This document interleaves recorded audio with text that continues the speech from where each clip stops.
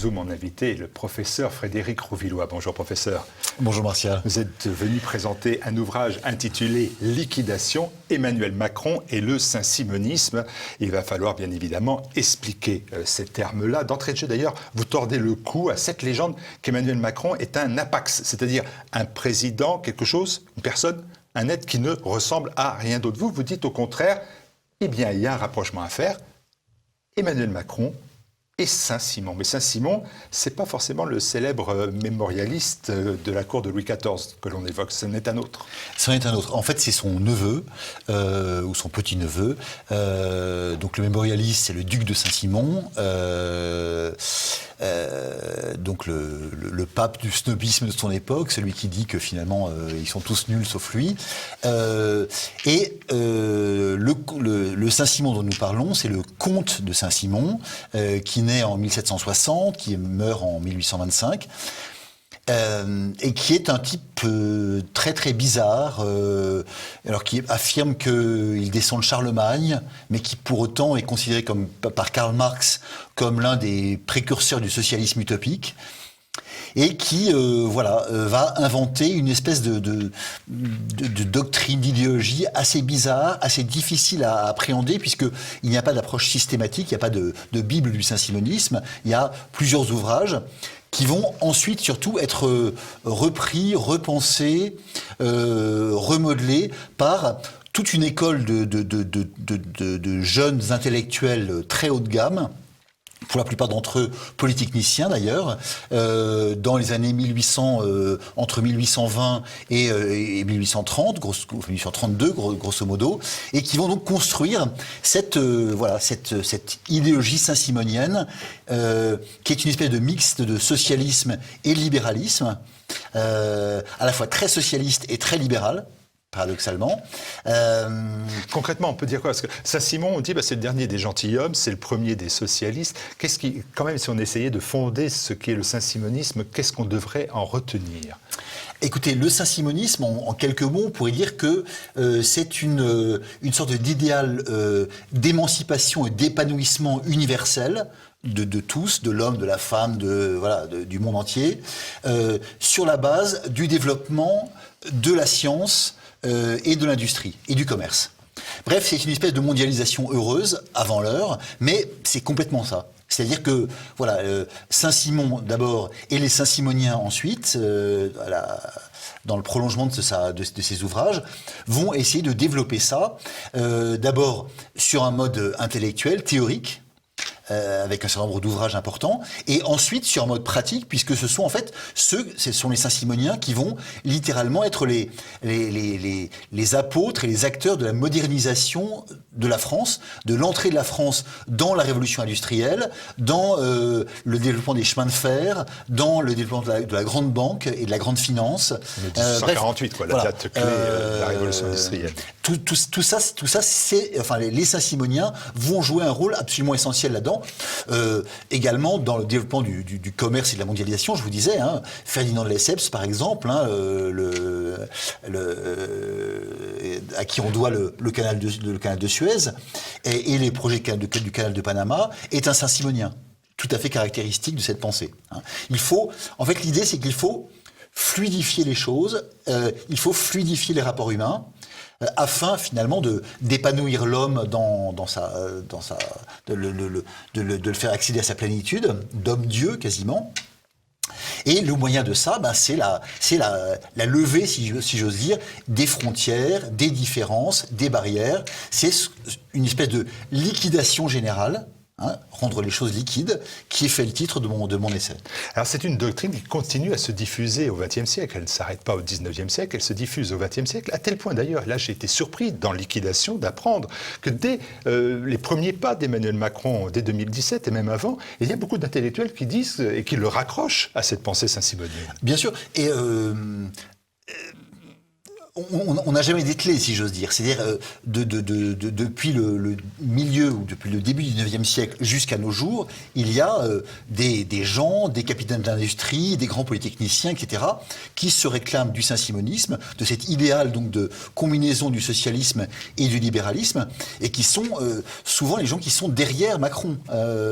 Des gens comme Attali, ou comme Alain Minc, ou comme Herman, ou comme Beffa, qui sont des hommes d'influence extrêmement puissants dans la France des années 1980, 90, 2000, etc. Ce sont les précurseurs de Macron, ceux dont il va se réclamer ensuite. Et ceux qui ont fait sa carrière, c'est-à-dire ce sont eux qui sont ces Saint-Simoniens avoués, explicites, si vous voulez, qui sont notamment les créateurs de la fameuse Fondation Saint-Simon en 1982, qui vont lui mettre le pied à l'étrier, d'abord à la Banque Rothschild, puis à l'Élysée en 2012, puis etc., etc. Donc toutes ces choses-là se tiennent, et c'est tout à fait intéressant de voir à quel point, au fond, voilà, il y a des incohérences entre saint-simonisme et socialisme, mais on n'est pas forcément socialiste quand on est saint-simonien, parce qu'Emmanuel Macron dit, c'est au Puy du Fou un jour, il dit « moi je ne suis pas socialiste ». Absolument. Comme Gérard Collomb. Tout à fait. En fait, on pourrait dire que voilà, il y a l'approche marxiste d'une part, hein, qui est un socialisme franchement étatique et égalitaire, alors que le socialisme saint-simonien, il est tout à fait inégalitaire, puisque la thématique du saint-simonisme, du socialisme saint-simonien, c'est à chacun selon ses capacités. Autrement dit, les très capables, les très intelligents, les très doués peuvent s'enrichir autant qu'ils le veulent, le plus possible. Et voilà, avec, si vous voulez, la thématique la fameuse théorie du ruissellement qu'on attribue aux Américains, peut être tout à fait associé également aux Saint-Simoniens. Hein, c'est tout à fait cette idée-là. C'est l'idée que, au fond, les très riches, les très très riches, vont en développant leur richesse, enrichir l'ensemble et permettre de supprimer la pauvreté, parce que c'est l'un des objectifs du saint-simonisme, c'est ça, c'est éradiquer finalement la misère, éradiquer la pauvreté. Macron. Mais c'est je répète, un socialisme qui est à la fois inégalitaire, et un socialisme non étatique. C'est-à-dire que, en définitive, l'État, dans le système saint-simonien, va disparaître et faire place à l'économie et aux grands industriels. Au fond, dans ce système, ce sont les capitaines d'industrie qui remplacent les capitaines tout court et qui remplacent les gouvernants. Alors, les intellectuels disent il y a un rapport entre Emmanuel Macron et le saint-simonisme. Vous, après cette étude-là, il n'y a pas de doute. Macron égale Saint-Simon, pour faire court. Oui, alors justement, c'est une des choses qui m'avait poussé à écrire à réfléchir sur la question et à écrire ce livre. C'est en fait, lorsque Macron est élu, il y a toute une série d'intellectuels, de grands spécialistes de Saint-Simon et du saint-simonisme, qui se posent la question. Et alors c'est assez amusant, ils sont tous saint-simoniens, hein, il n'y a pas de problème. Donc le saint-simonisme, pour eux, c'est bien. Et en fait, en fonction de leur proximité ou non avec Macron, ils vont nous dire, les uns que Macron est un saint-simonien pur sucre, et les autres que, en fait, il n'est pas du tout, parce que sur un certain nombre de points essentiels, il serait en divergence complète avec le saint-simonisme. Donc vous voyez, on a une espèce de...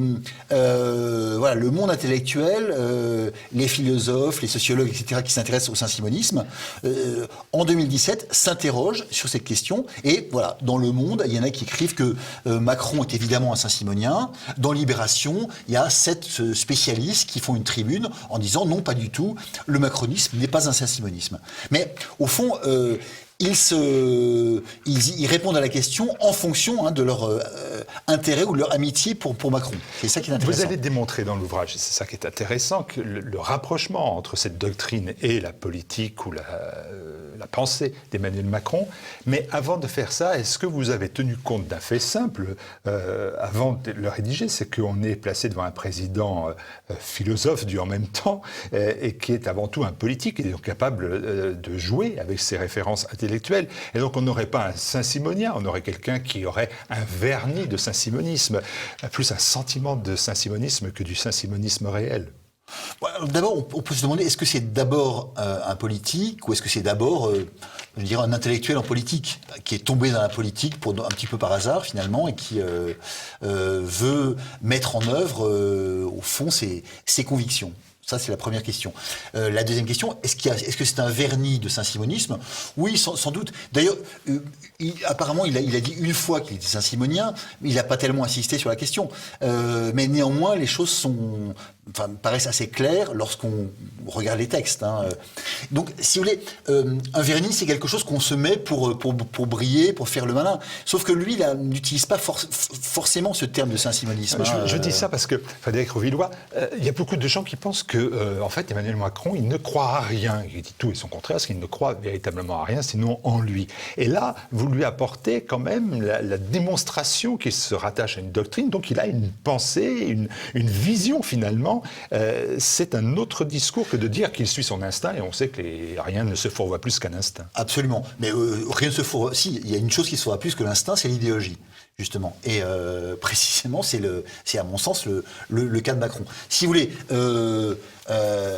il y a le en même temps de Macron, fondamental. Il y a d'une part, je dirais, la colonne vertébrale idéologique qui est, sinon saint-simonienne, du moins façonnée et inspirée par le saint-simonisme, c'est l'élément droit, si j'ose dire, et autour de ça, il y a effectivement les voltes et les contre-voltes du politique qui s'adaptent à la réalité et qui, par conséquent, nous paraît sinueux, alors qu'en fait, la sinuosité, elle s'effectue toujours autour de la ligne droite.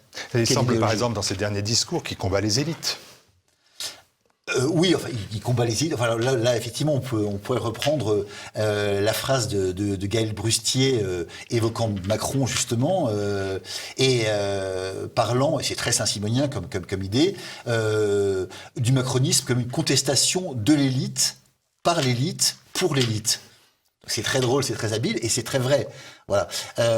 Au fond, Saint-Simon, c'est ça. Saint-Simon, c'est un descendant de Charlemagne et du duc de Saint-Simon qui s'encanaille, qui s'encanaille, qui adhère à la République en 1792, qui devient effectivement le précurseur du socialisme, sans pour autant renier ses prérogatives, etc. Donc c'est un peu ça. Macron, effectivement, dans le même genre, c'est celui qui veut supprimer l'ENA, mais qui est le premier président de la Ve République, sorti de l'ENA, à prendre successivement comme Premier ministre un énarque, Emmanuel Philippe, puis un second énarque, Jean Castex, qui sont tous les deux, comme lui, sortis dans les 10 premiers de l'ENA. Édouard Philippe, voilà. Jean Castex, l'énarchie. Alors, si je m'en tiens à votre grille de lecture, et qui est passionnante, je veux dire passionnante, on découvre vraiment le sens caché, finalement, du macronisme. Par exemple, l'instauration d'un hypothétique nouveau monde par la liquidation, on revient sur ce terme-là, mais c'est le terme essentiel, par la liquidation de toutes les réalités anciennes. C'est ça. C'est le titre de l'ouvrage, c'est évidemment un jeu de mots. À la fois liquidation, c'est le fait de rendre liquide. Et liquidation, c'est le fait de supprimer le passé, et notamment le passé en tant que il comporte des limites. Une fois de plus, des limites, des frontières, des barrières, etc. Au fond, le saint-simonisme et le macronisme, et c'est en ce sens qu'il s'agit d'utopie, avec la dimension extraordinairement dangereuse que ça implique, ce sont c'est une négation des limites. C'est l'idée qu'on peut aller au-delà. Qu'il n'y a pas de limite et que l'absolu, par conséquent, est impossible. Que la perfection est atteignable, en un sens. Alors, parmi les exemples que vous décrivez, il y a, dites-vous, la liquidation de la famille. Et là, je serais tenté de vous dire qu'on nous vend régulièrement le fait que le président, il est attaché à la famille, il est marié, il a même des petits-enfants. Oui, c'est assez drôle. Dans le livre, le livre programme et biographie qu'il publie juste avant l'élection présidentielle de 2017, qui s'appelle Révolution, tout un programme, il explique qu'il a 7 petits-enfants. Et évidemment, j'ironise là-dedans en disant qu'il est un peu comme Blanche-Neige, finalement, avec ses 7 nains. Il a 7 petits-enfants, alors qu'il n'a pas d'enfants et que, il a épousé sa maman. Donc c'est un petit peu compliqué. Et je conclus ce chapitre en disant que, alors je le cite, il explique que le roc le plus solide dans toute sa vie, c'est sa famille, sauf que c'est un rocher liquide sur lequel il s'appuie. un rocher liquide, incertain et voilà, assez douteux sur certains plans. Alors, autre cas relevé, vous parlez de la liquidation dans l'esprit du locataire de l'Élysée des religions anciennes. Et dans son discours au Collège des Bernardins, devant un public et devant des catholiques, dans un lieu catholique, Emmanuel Macron a indiqué que l'horizon du salut a totalement disparu de l'ordinaire des sociétés contemporaines. Donc là, il dit ce que vous indiquez, mais il ajoute quand même, c'est un tort. C'est un tort. Il s'en désole. Oui, mais bon, voilà, si vous voulez, le salut dont il parle n'est pas le même. Hein. C'est voilà, d'un côté, on a effectivement le salut spirituel, le salut éternel. Celui qu'il évoque, ça n'est pas celui-ci. Et en définitive, là encore, le rapport avec le saint-simonisme est très intéressant ici, dans la mesure où le dernier ouvrage de Saint-Simon, qui paraît d'ailleurs juste après sa mort, s'appelle Le Nouveau Christianisme, qui est en fait, au fond, un christianisme sans Dieu et sans le Christ. Un christianisme sans faute, sans le péché originel, un christianisme complètement temporel, temporalisé, une religion de la fin des religions. Et au fond, si vous voulez, une religion des droits de l'homme déjà. Hein. Et c'est ce que nous vend Emmanuel Macron. Hein. Une religiosité de substitution. Une religiosité de substitution. Il évoque très souvent le spirituel, hein, mais sans jamais donner de choses, expliquer ce qu'il y a derrière. Et à propos justement de son rapport à la religion, il y a une chose qui est très, très étonnante que j'évoque hein, dans mon livre, évidemment. Il n'est pas baptisé.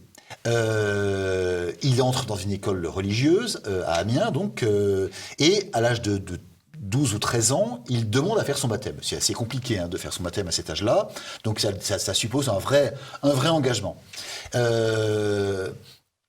Et ensuite, on apprend, d'une manière ou d'une autre, que dès l'âge de 14 ans, il ne croit plus en Dieu.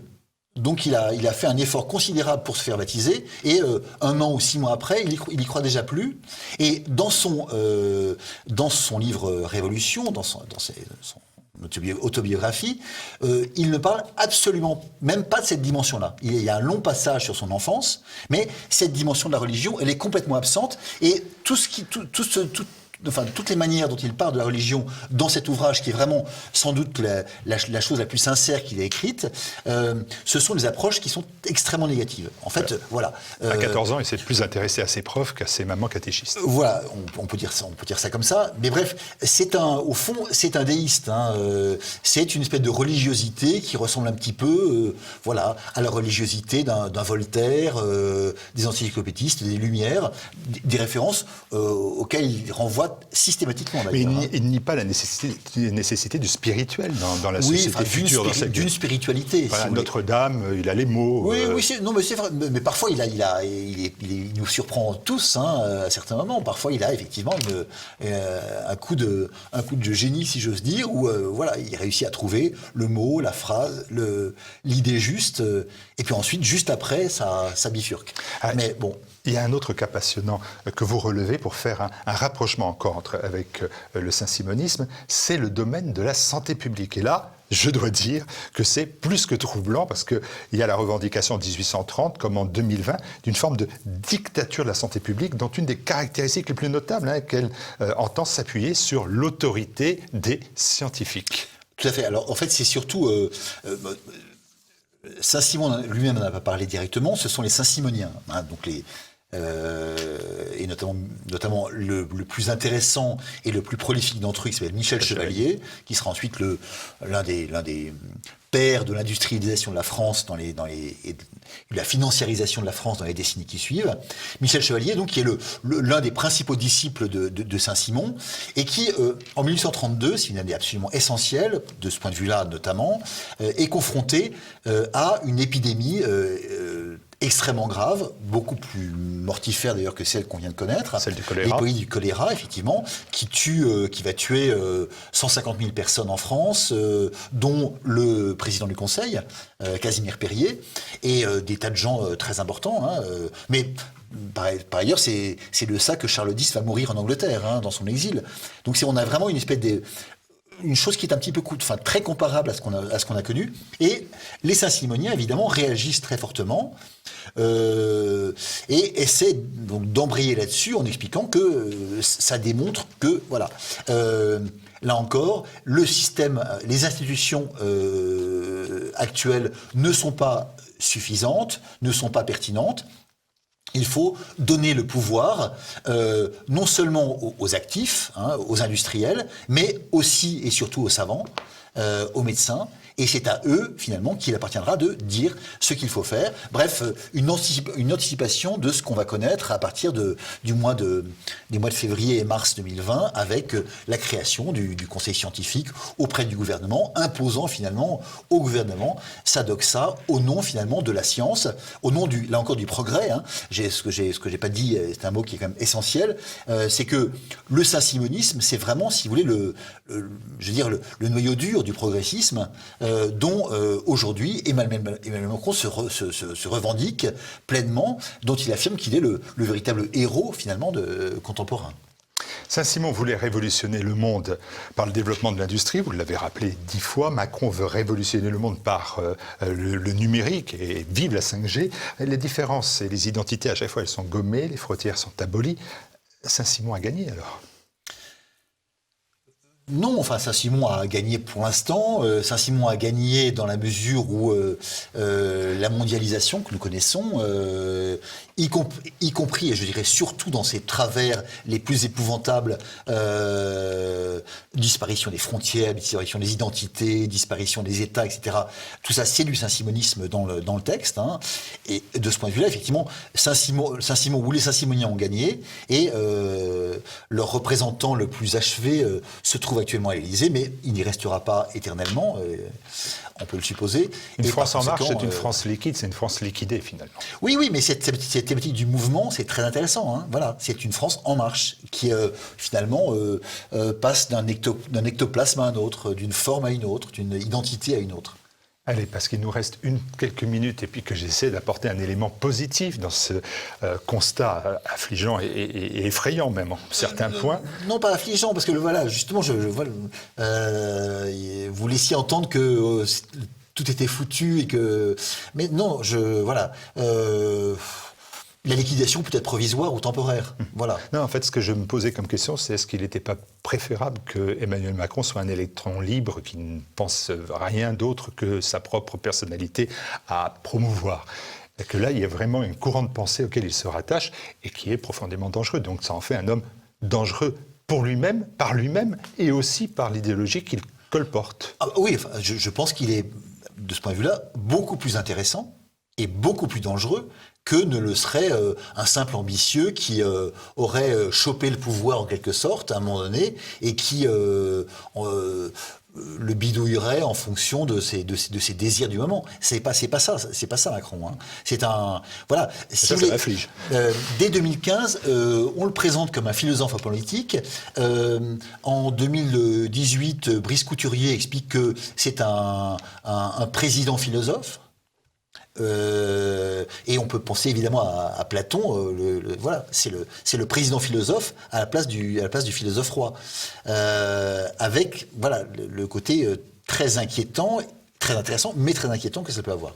Allez, dernière hypothèse, c'est que Macron quitte la scène politique dans 18 mois, que le socialisme soit finalement rejeté comme il l'a toujours été depuis des décennies dans toutes les nations, que tout cela soit oublié comme Charles-Henri de Rouvroy, comte de Saint-Simon, qui est mort, c'est une bonne nouvelle, absolument oublié, et fin d'un monde frelaté et pas de liquidation. Oui, c'est une hypothèse qu'on peut évoquer. Bon, ceci dit, je vous la fais à une minute de la fin. Oui, ceci dit, malheureusement, il y a d'autres Saint-Simoniens.